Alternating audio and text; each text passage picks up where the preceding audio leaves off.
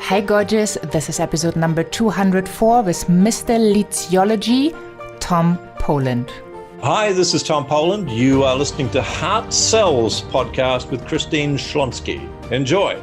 Super excited to have Tom Poland on the show today. He is a multiple best-selling author of the Leadsology series, which is backed by 39 years of experience in professional sales and marketing.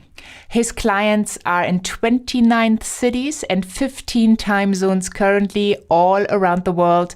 And Tom specializes in generating high quality inbound new client inquiries. And what I really like about Tom, he is voluntarily married to a German, and he's going to share more of that story in the interview, which I'm quite sure you will love. And he lives next to the waves in Castaway Beach, Australia. So let's tune in to a wonderful interview with Tom so that you can get really, really nice ideas of how to get new client inquiries. Well, I'm so excited to have you on the show today, Tom. Welcome. Thank you. Kind of looking forward to it. Yeah, me too. And, we have like a common, well, not a common connection, but a really cool connection. You are married to a woman from Germany. So this is always a good conversation starter as well. And it's beautiful to see because what you are doing in the world has such a huge impact for business owners. Especially, we talked about that a little bit beforehand. There's so many things out in the marketing world that people sell that do not work.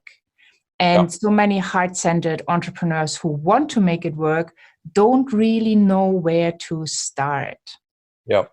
And so and you studied that material for decades and really came to the point where you developed a method to support people in getting the opportunity to talk to potential clients. Yeah, indeed. But that was birthed out of years of frustration and disappointment, and I mean, literally going around the world paying money to people who were marketing gurus and joining the programs, the seminars, the workshops, the mastermind groups, reading the books, the seminars, and so on, coming back and implementing and finding that actually nothing changed. So after years and years and years of wasting countless thousands of dollars and an inordinate amount of time, I just got so annoyed, really. So I have to figure this thing out myself, which I did. And so that thing that I figured out myself I wasn't actually teaching marketing at that stage. It was just for my own personal and professional development, curriculum-based business that I needed to figure out the marketing. But then the whole lead gen area became so much in demand that I was spending more time sharing with friends and colleagues about how I was doing my marketing. I thought, well, I may as well make a business out of this. Yeah, so wonderful. And today you help thousands of people to kind of get it right. And I hear that over and over again in my coachings that clients tell me, well, it's wonderful. I would love to sell something to someone, but I don't even have a person to talk to. And you bring the solution. So let's talk about that. What can people do, especially if sales feels so uncomfortable, that it becomes easier for them and that they actually have leads coming into the door so they can have conversations? Yeah. Well, first of all, there's some really good news because selling is what you have to do when your marketing sucks. So if you don't like selling, there's an opportunity to get your marketing right so you don't need to do any selling. No reduction to the ridiculous closes, no alternative choice price points, no asking, well, what's your plan B? No scarcity bonuses, no, can I follow you up? None of that. If you do your marketing right, then what happens is you wake up every Monday morning, let's say virtually every Monday morning, and you open up your calendar and there are bookings from people who want to talk to you about becoming a client. And they know how you work with your clients already. They know what your price point is, and they've actually confirmed, literally they've confirmed that they can afford to work with you. They've also confirmed that the timing is right to start should you agree it's a good idea to work together. So we're talking about highly qualified, inbound new client inquiries. And that's what good marketing produces, this regular relentless flow of new client inquiries that are highly qualified. And when you meet with them, it's not going to be a strategy session or a brainstorming session or any sort of, it's just a conversation between two adults to see if you've got a fit. So there's no selling required, because and it's all about inbound lead generation, isn't it? So everyone's probably heard of, advertising and direct response marketing, which essentially is what you do is you go to the marketplace, say, here's an offer, please register your interest or buy it. And you can do it with golf clubs, you can do it with cars, you can do it with houses, yachts, planes, but you can't do it with advisory-based businesses or service-based businesses.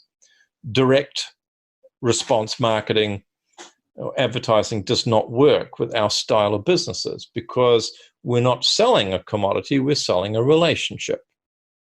And as soon as, so it's far more like actually we're proposing marriage than it is selling a washing machine. So if you're going to propose marriage, and you mentioned my beautiful Bavarian, my little Bavarian bulldozer that I'm married to, I actually literally fell in love with her at first sight. I mean, I know it's a cliche, but I was at a retreat for the weekend doing a meditation retreat, and it was just before the first session started. There was like 80 people in the room, and I saw her across the other side of the room. And I mean, I literally the whole of the room went out of focus except for her head and shoulders. I literally could not see anyone else in that room of 80 people. Anyway, long story short, I could have gone up to her and said, excuse me, would you be okay if we got married? And she'd probably slap me down, which she could. So I had to have some dates, right? I had to, ask her out for a date, and we had coffee. I mean, literally had coffee, then went for a bushwalk, and then we had some more serious dates and so on and so on. And a year later, I proposed to her, and, the rest, they say, is history. So when you're marketing advice or services, it's more like you're proposing marriage. And that means that people have to get to know you and I say establishing 4 levels. And I could drill down on how you do this, but in big picture terms, we need to establish rapport, which is that click, click, click thing. I can go down with this person. We need to establish respect for a listener's professional integrity and ability. We need to establish relatability, which means that your prospects feel that you can relate to where they're at and where they want to get to. And finally, we need to establish the most powerful force in marketing, which is not present in selling, which is called reciprocity, where we're doing something for someone and making a difference in their business or their life prior to even suggesting that they talk to us about becoming a client. So let's talk about that should say is talking about the difference between traditional direct response marketing, which is register your interest in this thing. Right, we've sent out 10,000 direct mail letters, or it's a radio advertisement, but call us if you're interested, or go ahead and buy it, versus generating inbound, which is more like 2-step marketing. Let's give this prospect an experience of what it's like to work with us before we even suggest they talk to us about becoming a client. And that's what Leadsology is all about. It's about generating those inquiries, having first given people an experience of our brand.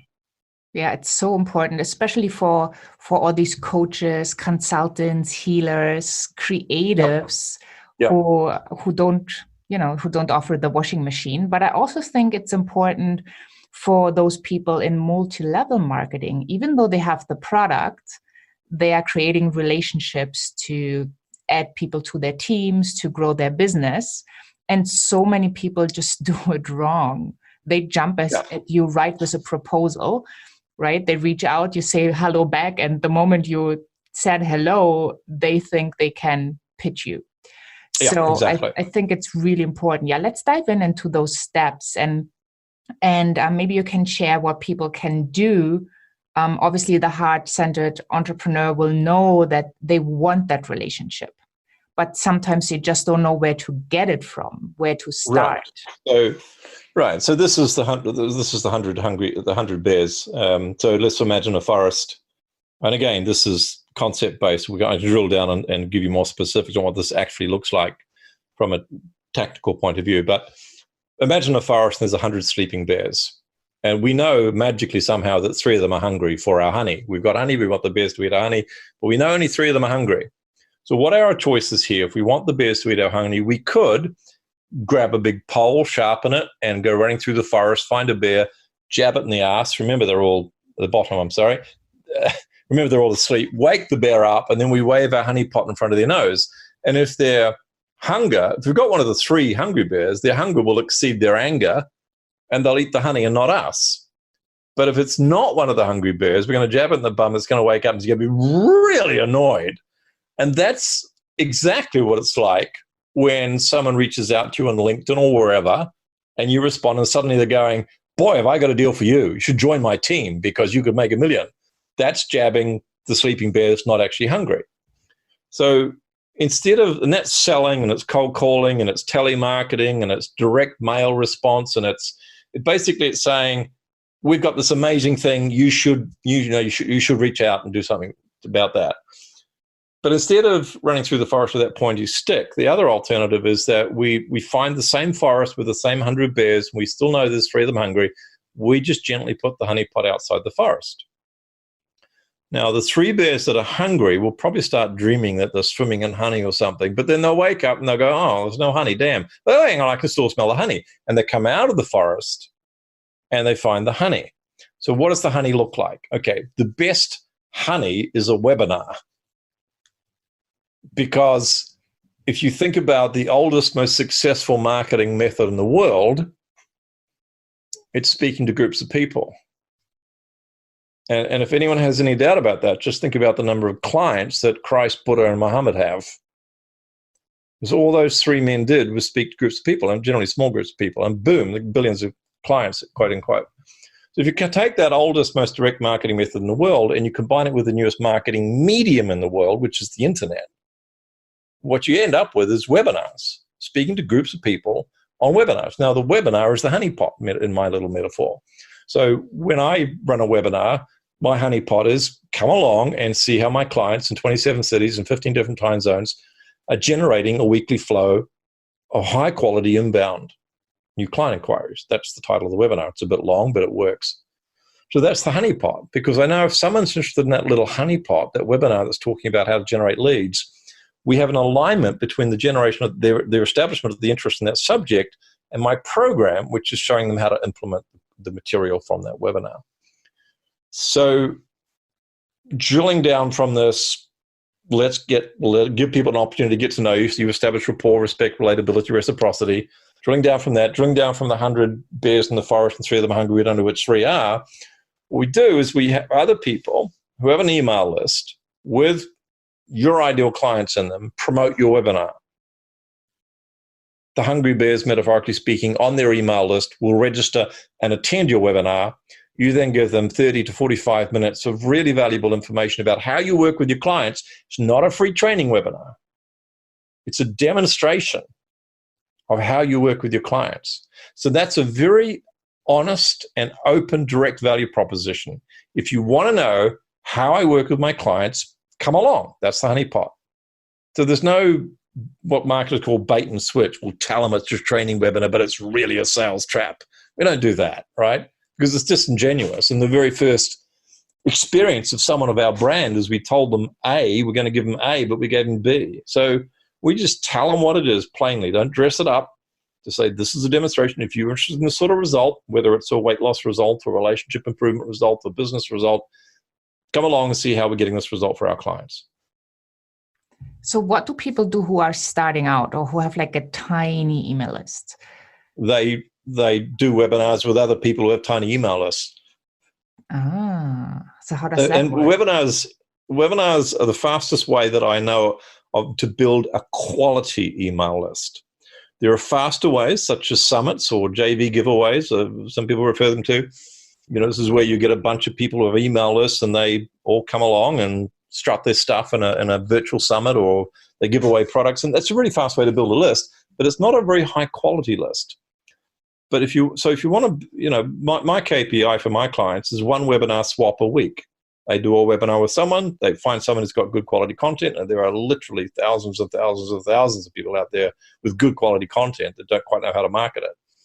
And this other person will promote my client's webinar, my client will promote this other person's webinar. They both grow each other's email list, and they typically will both pick up some clients. Not always, but mostly they will. The biggest. So are you saying it's live webinars or is it recorded? Yeah, webinars? Absolutely live. Yep, live. Definitely live. Why? Because engagement levels. I mean, it's hard enough to keep people engaged in a webinar when they can't see your face and they're not in a physical hall and they've got Facebook open and emails open. It's hard enough to keep engagement up in that context, let alone when everyone realizes, which they should be told if it's not live. Because again, we were just bullshitting people. Otherwise, we're saying, come along to our training webinar, and there's no mention whether it's a replay or it's live. People figure it out, but they're not stupid. So it's got to be live. It's got to add real value and give people take-home ideas, whether they work with you or not, that's going to be beneficial for them. The smart ones who can afford to work with you will reach out and want to work with you, because we don't want to have to implement all this stuff ourselves. We want someone to guide us through this that's been there before. So don't worry about giving away too many ideas, too much content, because the smart ones who have the money will reach out and they'll talk to you about becoming a client. Awesome. Yeah, I'm trying to figure out, like, how would you sum it up for somebody who's listening right now and thinks, wow, it sounds like a good idea. I haven't done that before. What are the steps they need to do to have their first webinar? Obviously, they need an idea, a hooky webinar title. Yep. So we're talking about the putting together of the webinar itself?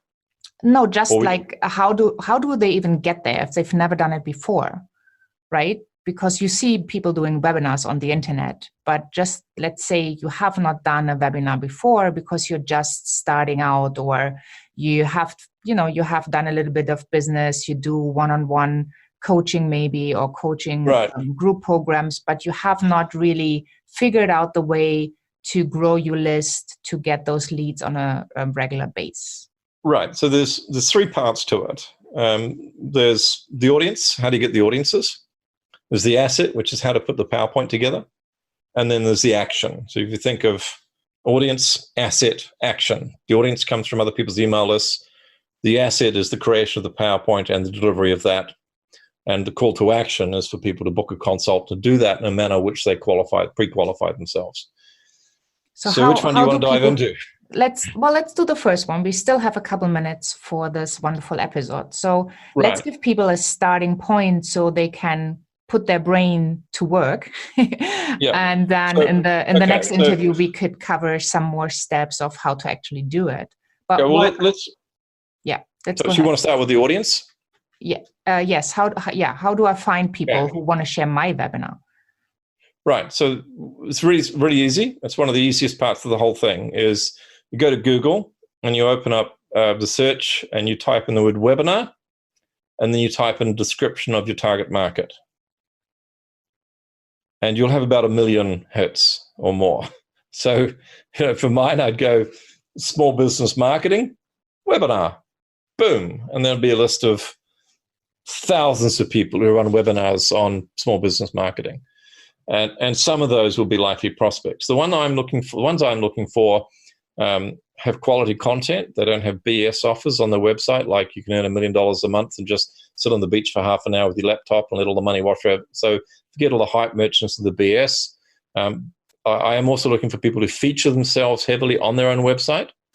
And I'm looking for people who offer a service or advice, not a physical product. Now, if you're selling physical products, you are looking for people who are selling physical products as well. If you're looking for people, if you're offering advice or a service or a program, look for people who are offering advice, service, or program. We've got to have that alignment in what I call an OPN partner, OPN being other people's networks partner. So we can identify very quickly whether people are doing webinars, if they're targeting the same target market as us, by a simple Google search. It's the easiest thing in the world to do these days. It didn't used to be that easy, but it is now. Mm-hmm. You then need to have, as I've already alluded to, a qualification checklist so you can filter out the ones that would not make suitable partners, the BS merchants, the hype merchants, the people who don't have any personality on their website won't make a good webinar swap partner because they don't have much of an email list. If they have no options on their email, on their website, then they're probably not going to have an email list. So there's lots of different tricks that you can put a checklist together and quickly eliminate people that are probably not going to be very good prospects for you. Awesome. So, and then from there, I can reach out and ask them to cooperate. No. because that's like proposing marriage. It's like proposing marriage at first sight. What you do is you reach out to them and ask them if they'd appear on your podcast show. Or you reach out to them and ask them if they've got a great blog, if they'd be okay if you repost their blog. Or you reach out to them and ask them, would they be okay if you promote their upcoming seminar? So that's the reciprocation part of things. So it's a giving first. It's a giving first with the express intent of receiving. A lot of people will say, well, you just got to give not with an expectation or a demand of receiving back, but that's the reciprocation. So if you think back to what we're talking about with prospects, we're talking about potential JV partners here, but we said with prospects, we can't just go up to them and say, do you want to buy this thing? Or do you want to talk to me about becoming a client? We've got to establish rapport, respect, relatability, and reciprocity. It's exactly the same with the JV partner. Before we start talking about doing a webinar swap or some sort of cross-promotional JV, we've got to allow them, for us to give the opportunity so we can establish rapport, respect for what we do, relatability, we understand where they're at, where they want to get to, and the reciprocity. And so the reciprocity part actually enables all four levels, because if we do something cool for them, there's probably going to be a conversation or two around how we do that. They get to know us. They can get to whether they click with us or not. Not everyone clicks with me for lots of different reasons, but they'll get that opportunity. So the process begins. So, but this is the big difference between cold calling, selling, direct marketing, etc., versus what I teach, which is two-step this. Give the opportunity for people to get to know us, rapport, respect, relatability, reciprocity, before we approach them for a decision on working together. Yeah, so it's building the relationship. Exactly. Take them out on a date.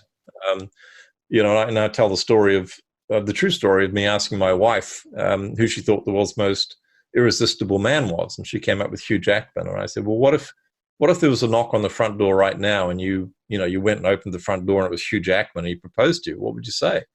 And she said, well, I love you, Tom, don't you? And I said, well, yeah, but I kind of think I know where you're coming next. And she said, well, I'm sorry, it's Hugh Jackman. I'd probably run away with him. And I thought about it, and I thought, you probably don't need to apologize, because if I'd answered the front door and Hugh Jackman proposed to me, I'd probably go as well, and I'm not even gay. It's Hugh frickin' Jackman. And I tell the story because we are not the commercial equivalent of Hugh Jackman. We can't get away with that. Only Hugh Jackman can get away with that. We need to ask people for a date first, whether it's a potential JV partner or a prospect. We've got to take them out of it and get to know each other before we pop the question. Yeah, I just love it. And so people can go to leadgendemo.com, where they actually can experience how you work. That would be a great opportunity, because it shows them how I present a webinar. And on the webinar will be people from your list and from other people's email lists. There won't be many from my list on there. We only do that 4 times a year. So it would be it would bring the whole thing to life. Yeah. All of your links are together with the show notes on the podcast page, so people can hop on over there. But if you want to check it out right now, go to www.leadgendemo.com and get a glimpse of it. And I'm so happy we're having a second interview, because I have so many more questions for you. This has been so valuable, and I think people get a ton of good information out that they can actually work with, that they can put into practice. So thank you so much for sharing your wisdom with us today. Thanks for the opportunity, Christine. Well, I just love Tom's story, falling in love at first sight with his beautiful wife, who happens to be a German. And I just think it's so romantic. And yeah, well, maybe I'm a bit of a romantic type, but I also love that he took that example in explaining how you can actually create a relationship with your client by following certain steps so that you can create a relationship. And even though you might fall in love first sight, you're not going to run off and ask the person to marry you. So that is what I really, really loved about this interview. I hope you learned a ton, because Tom went through so many frustrations, spending a lot of money, a lot of time to then figuring it out himself. And he has spent almost 4 decades into the art of lead generation so that everyone that follows his advice can generate high quality inbound new client inquiries. And this gets every business to the next level. So I hope you took a ton of notes. Make sure you tune in to the next episode, 205, Endless Leadsology, where we are going deeper and where Tom shares more of his amazing wisdom, advice, and you can tune in. Hop on over to christineschlonski.com, find the podcast tab and Tom's episode number 204 with the show notes, the resources, a transcript, and all the links to Tom are just one click away. Once you're over there, make sure you sign up for the empowerment notes. That's empowerment right into your inbox with all the updates to Hard Sales Podcast, amazing content I usually don't share on social. And then once in a while, you get amazing opportunities to join my tribe in a different way, to get amazing offers, and to, just help you grow your business. Thank you so much for tuning in. Have a wonderful day wherever you are in this beautiful world. And I'm saying bye for now.